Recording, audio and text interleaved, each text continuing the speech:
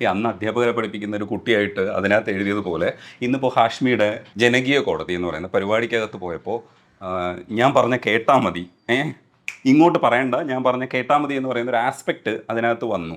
അതിനെ social media ഇപ്പോൾ കൈകാര്യം ചെയ്യുന്നുണ്ട്. അതായത് നിനക്കത്ര വിവരം പോരാ ഇതിനകത്ത്, ഞാൻ പറയും, അപ്പം നീ കേൾക്കണം. അപ്പോൾ ഇതിൻ്റെ ആ ഒരു ജനാധിപത്യ സ്വഭാവം ഇല്ലായ്മ വേറൊരു തരത്തിൽ സംസാരിക്കുന്നുണ്ടെങ്കിലും മൈത്രേയൻ ശരിക്കും പ്രൊവോക്ഡ് ആയിപ്പോയോ? ഞാൻ അയാൾ ആദ്യം ഡ്രഗിനെ പറ്റിയാണ് സംസാരിച്ചത്. അതെ, എൻ്റെ നിലപാട് തെറ്റാണെന്ന് അയാളുടെ ആദ്യത്തെ വിവരണത്തിൽ പറഞ്ഞു കഴിഞ്ഞു. നിങ്ങൾ പറയുന്നത് തെറ്റാണെന്ന് ഡിക്ലെയർ ചെയ്ത് കഴിഞ്ഞു. ജഡ്ജ്മെന്റ് കഴിഞ്ഞു, കോടതിയിലെ വിധി വക്കീൽ പറഞ്ഞു കഴിഞ്ഞു.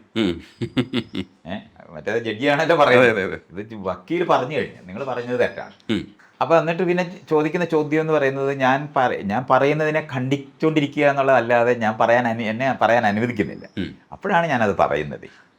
ആളുകൾ എപ്പോഴും പറയുന്നുണ്ട് ഞാൻ വളരെ അൺഡെമോക്രാറ്റിക്. അത് നിങ്ങൾ വെറുതെ നോക്കിയാൽ മതി, 100 കണക്കിന് ഇൻ്റർവ്യൂസ് ഉണ്ട്. ആ സ്ഥലങ്ങളിലെല്ലാം ഞാനിരുന്ന് സംസാരിച്ചിട്ടുണ്ട്. ആ സംസാരിക്കുന്നതിനകത്ത് അവരുടെ ഉദ്ദേശം അനുസരിച്ചിട്ടുള്ള ഉത്തരങ്ങൾ എന്നെക്കൊണ്ട് പറയിപ്പിക്കണമെന്ന് ശ്രമിക്കുമ്പോൾ മാത്രമാണ് ഞാൻ എതിർത്തിട്ടുള്ളത്.